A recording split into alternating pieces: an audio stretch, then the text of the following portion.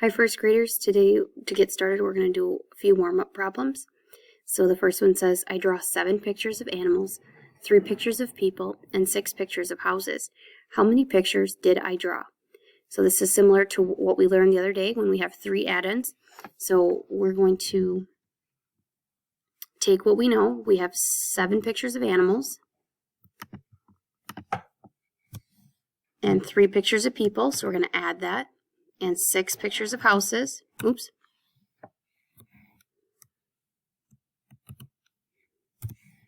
Equals, and remember the other day we were talking about looking for something that makes a 10.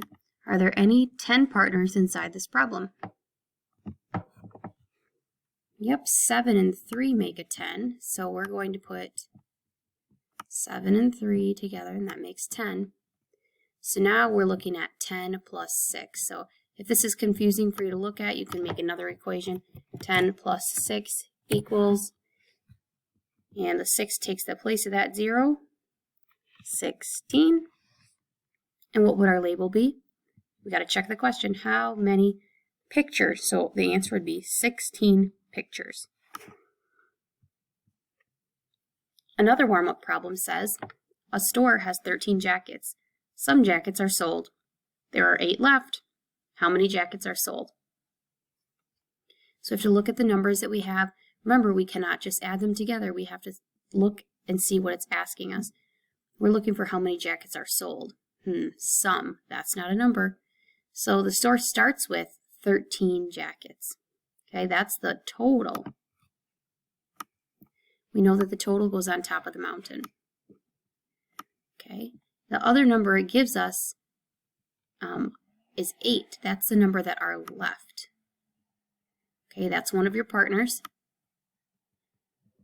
And then you have the missing partner. So the equation that we could also use would be 8 plus unknown equals 13. See if you can figure this one out for yourself. Make sure you put the label. For the main part of our lesson today, lesson 5.7, we're going to be focused on counting with groups of 10. So if you're at home, you can grab small objects, like maybe if you have some like little Skittles or candies or something, or little toy objects that you can put in groups of 10 and count. That's some good practice to do. So we're talking about grouping real objects. And when we're grouping these real objects, we're going to put them into groups of 10 because grouping them by 10 makes it really easy for us to count the 10s and the extra ones. So I'm going to go ahead and show you how to do that. We got one, but I'm going to use a different color. 1, 2, 3, 4, 5, 6, 7, 8, 9, 10.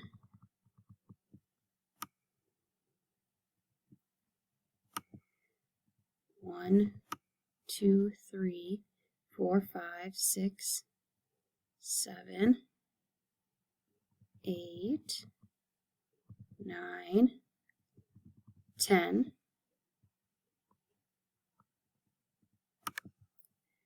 Okay, we got 1, 2, 3, 4, 5, 6, 7, 8, 9, 10. I'm doing my best to keep them together here, but it's not that easy actually. 1, 2, 3, 4, 5. 1, 2, 3, 4, 5.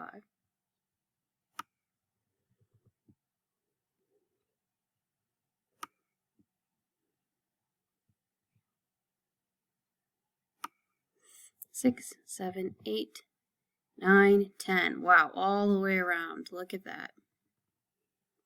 All right, let's check and see our groups of 10. So we have 10, 20, 30, 40 objects total.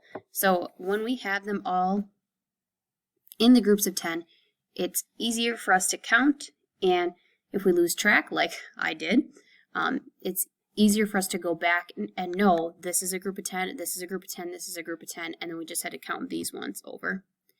And the way that would look The number 40 is like this. 4 10s, like we have here, and no leftover ones. If we had some other purple ones hanging out that didn't quite make it into a group of 10, then we would have a different looking number. So the next thing we're going to do, so using a set of counting objects, this is what we talked about at the beginning. You can put the objects in groups of 10, and show the numbers on your blue secret code cards, if you still have those. Okay, the next thing we're going to do is actually going to be your independent work, which is your workbook page. Your workbook page today is page 225. So I want you to ring, which means circle, 10 groups. And you're going to count by 10s and 1s when all of them are circled and write the number. You can see here that they did the first example for you. They found 10. And try to keep them all kind of close together when you're counting these 10s, okay?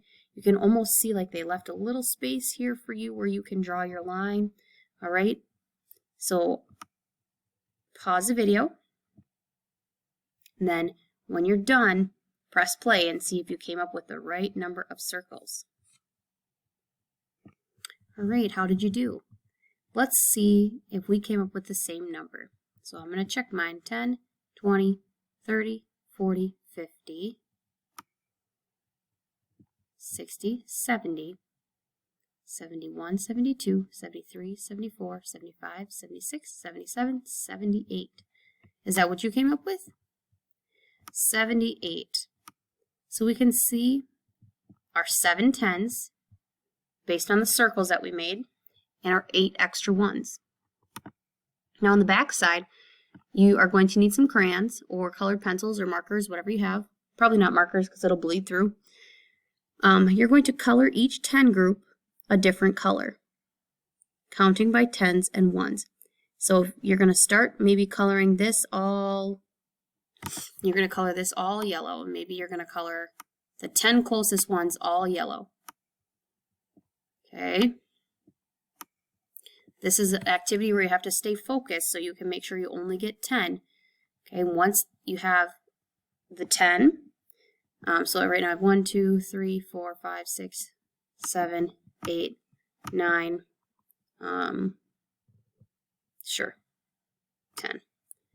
Okay, those 10 are yellow. Now I'm going to move on and use a different color. 1, 2, 3, and my friends at home or at school should color in completely. I'm just not coloring them in completely because it'd be really difficult.